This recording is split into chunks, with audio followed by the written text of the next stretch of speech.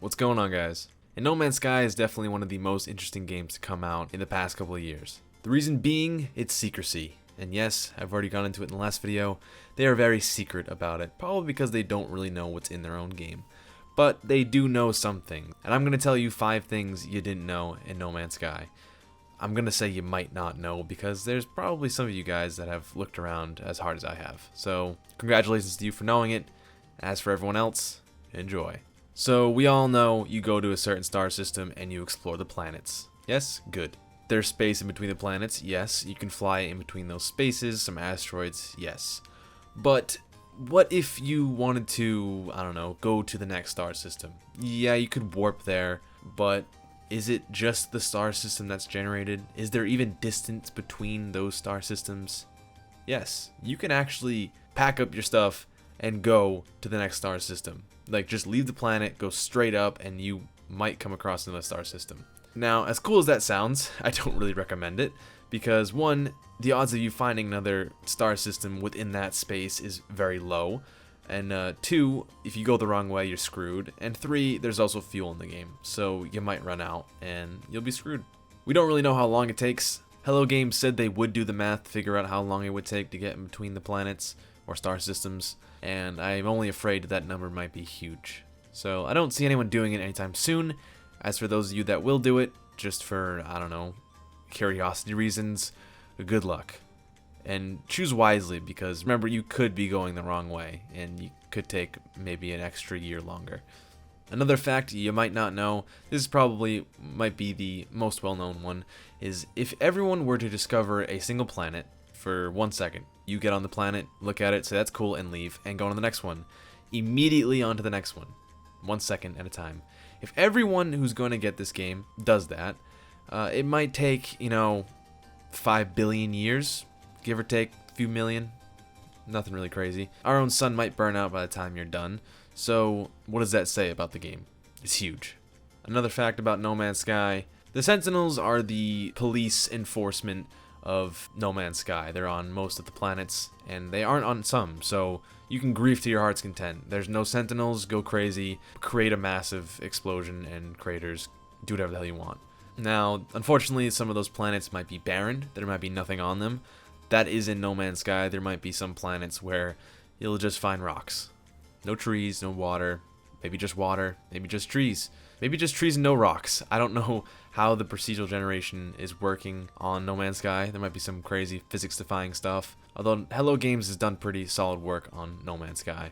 But that also works in the other side of the spectrum, whereas there might be something barren, there might be something material rich, and beyond rich materials. Say someone gets the game on day 1, and they drop into this planet.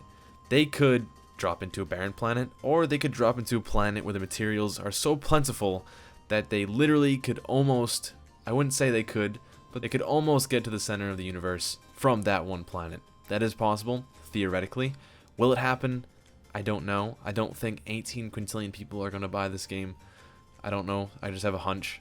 So, for each person dropping on their own planet, the odds are very slim, but it might happen. You might look online and say, Day 1 player gets best material in game, goes billions of light years towards center of the galaxy, leads the race.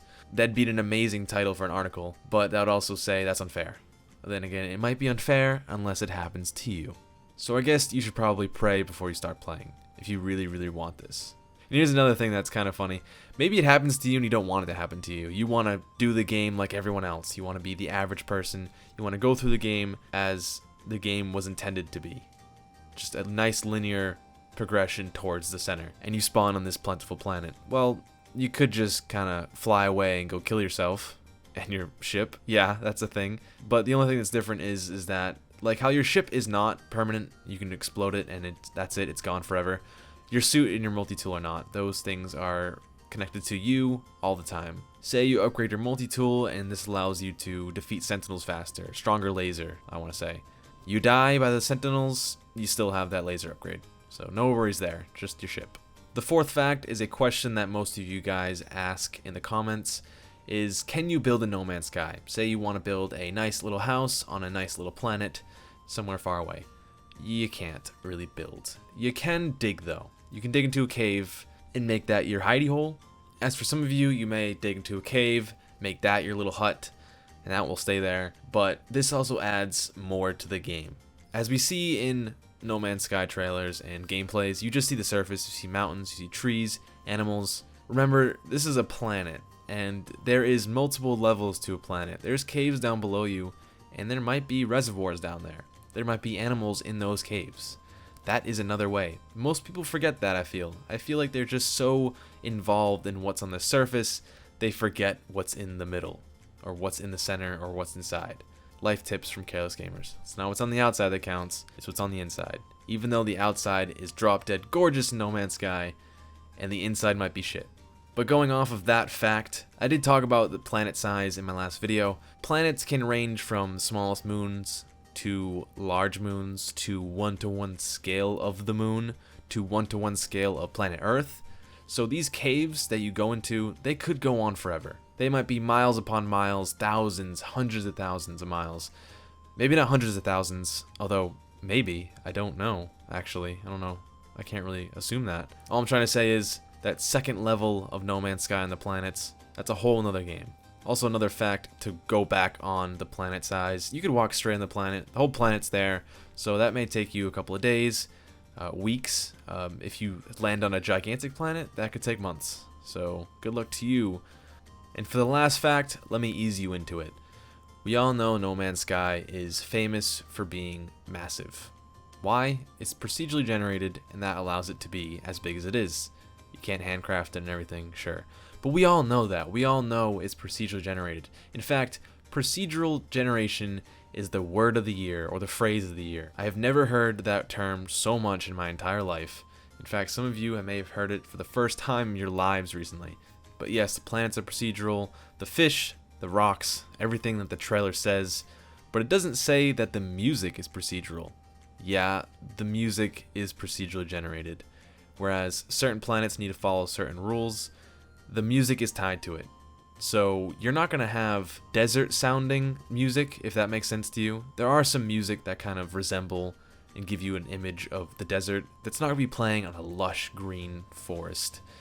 It might, I don't know, I don't think so, but music does have its own rules. So theoretically, some of you may hear music I've never heard before. Also going on with the music does play at certain times, so this gives the game a very atmospheric feel to it. You're not going through space silent with music you put on your phone. There's actually in-game music, and it's going to play at certain times, so maybe if you come over the mountain and see this great vast view, there might be some kind of music that turns on that will make that experience that much more memorable. But anyways, that's been it for me. Hope you guys enjoyed, and I'll see you maybe in the center of the universe. Later, guys.